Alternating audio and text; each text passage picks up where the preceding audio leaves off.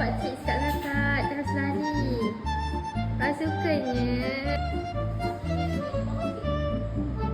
Come, kakak ada treat. Jasper. Lepas dah habis pantang. Tengok tu. Kerja nak hilang. Adik.